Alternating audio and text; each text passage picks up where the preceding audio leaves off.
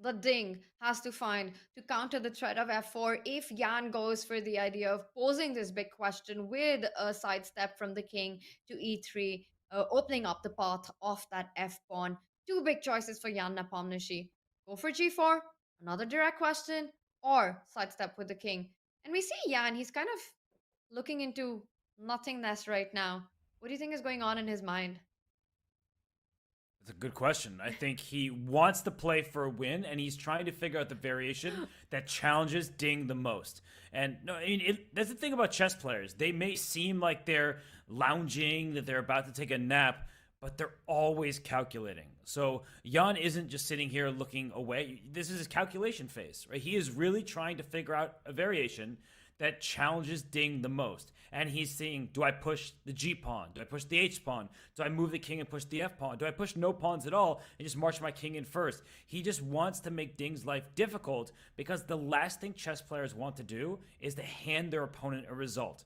You never want to lose the game, so you don't want to blunder, but it's very important to these top players. And Fabi, you can speak this more than I can, of course, that when you have an advantage, it's not even necessarily about winning the game because it's not a winning advantage, but you want to press and press and press, make your opponent suffer, make them prove that they can defend and get that desired result rather than just handing it to them. Yeah, this is one of those positions where, given enough time, you can basically figure out every detail of the position, every possible draw, every trap, every way that you could win if your opponent messes up. And with the amount of time he has, which is over 50 minutes, he could figure this position out several times over. So that's why he's in a relaxed calculation mode. He's calculating, of course, but he's not doing it in a way that he would calculate if he had 5 minutes on his clock, which is that he would be concentrating on the board intently. He's sort of, you know, he understands the position as a draw, but he's still trying to figure out all the details, and he doesn't have to be super, super laser focused at the moment. Now he's sort of like getting into the, uh, you know, now I'll start to look at the position again. It's also a bit of acting, of course. It's like if there's a win here, I'll find it, and I don't even have to stress out doing it. But yeah, I've felt this mode a lot myself. It's like, okay, we've reached a position where I just have to calculate it out. So I'll make my poses, think this way, think that way, and eventually try to find some idea in the position. He has only like three moves that would even come to mind. One is king e3, one is g4, one is h4. But probably king e3 and g4 are the main moves to calculate. G4 is like a direct winning attempt. It's either winning on the spot or not, right? We saw black basically has to play king e7. Because if you push the pawn, then h4 comes. And if you take on g4, then king g4 will likely win the g pawn. So g4 is the first move that comes to mind. After you reject that, you move on to king e3. After you reject that, you start to get disappointed. I loved how our chat pointed out while we were talking about chess poses that is the modern thinking pose. Well, the original thinker, it is all about, well, I think it was all about philosophy and contemplation, but this one's nothing about that. In 2023, the modern thinking pose is indeed about the chess position, as you're pointing out, Robert, that very often chess players tend to look away. And they might not even be looking at the board, but the only thing in their mind, the only thing that they're actually thinking about is indeed the position on the board, calculating and navigating through these variations. We see Yan once again looking away. He is trying to decide which is the option that perhaps gives him the best chance and perhaps makes Ding really think in this position and offers the biggest problem for him to go wrong. It is a critical moment because, once again, if Ding is able to navigate it correctly in just a few moves, we will have a result for game 9.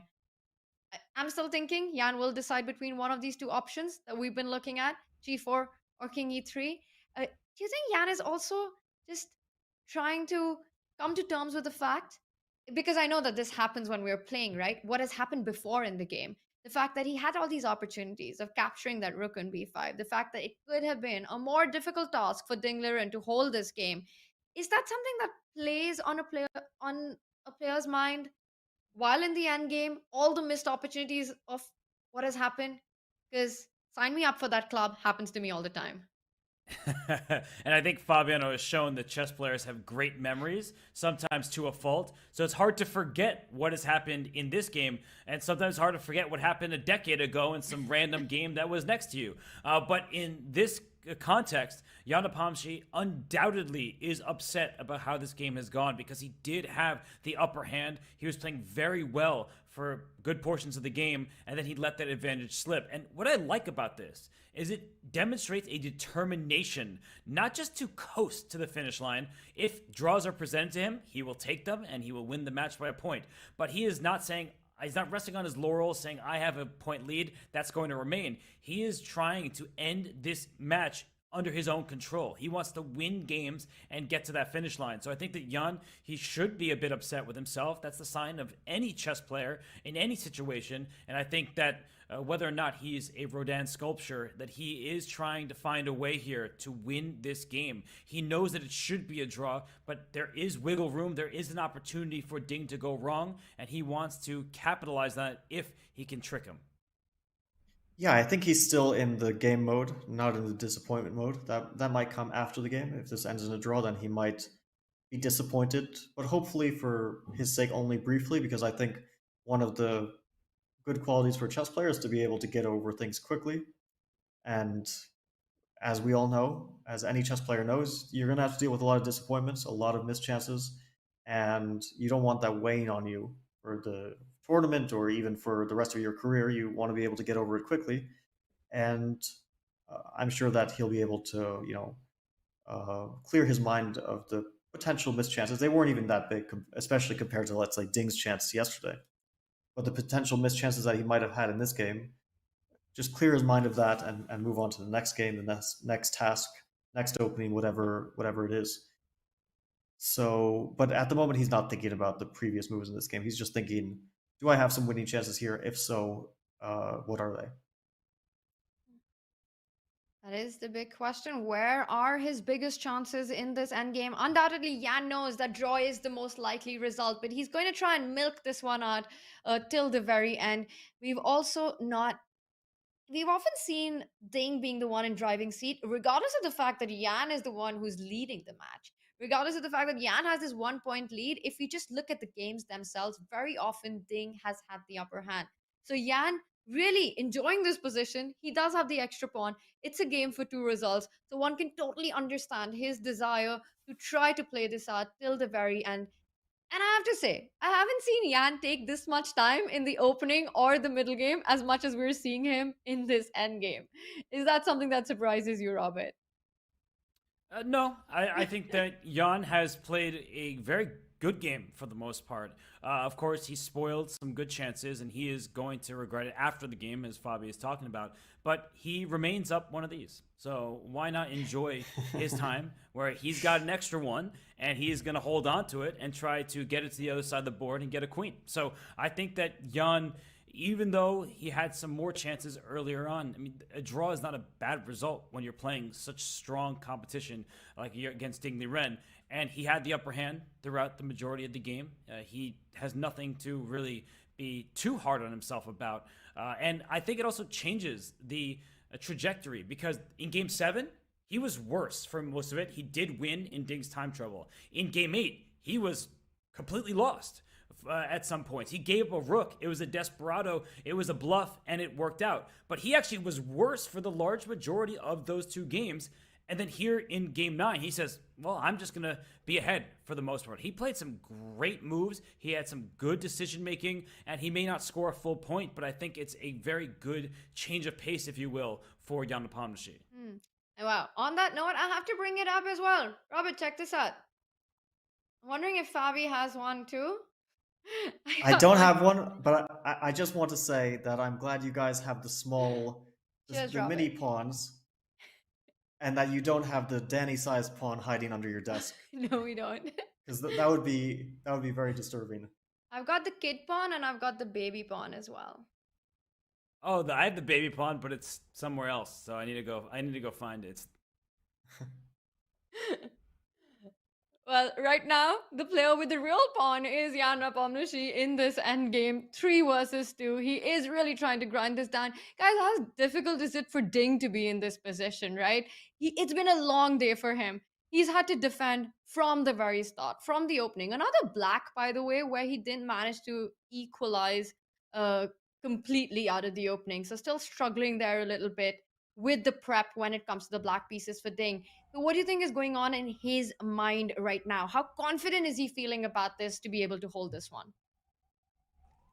I think that he's feeling very confident. I mean, the variations that he has to calculate, he's probably already gone through them several times, and it doesn't seem like White has an abundance of uh, dangerous moves here. We mentioned some of them, but I feel like Ding has already calculated to his heart's content, and he's not probably overly concerned. He knows that the position is an objective draw for sure, and now it's just a matter of what will Jan try and responding to that.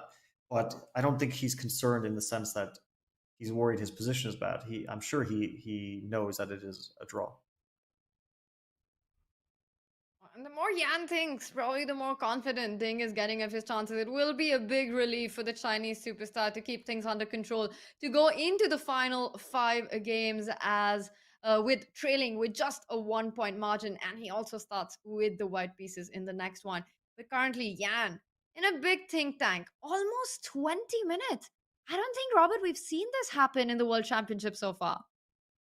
It's rare. I mean, Jan Nepomniachtchi doesn't go that deep into the think tank unless he senses it's a very critical moment that he can't just work out with his very quick calculation skills. And so he's looking at this end game. He's just trying to find chances. He's trying to prolong the game, even though both players know it is objectively a drawn position. So for Jan Nepomniachtchi, it makes sense to me. I think he's doing the right thing. It's also instructive for the many players who are trying to improve their own game.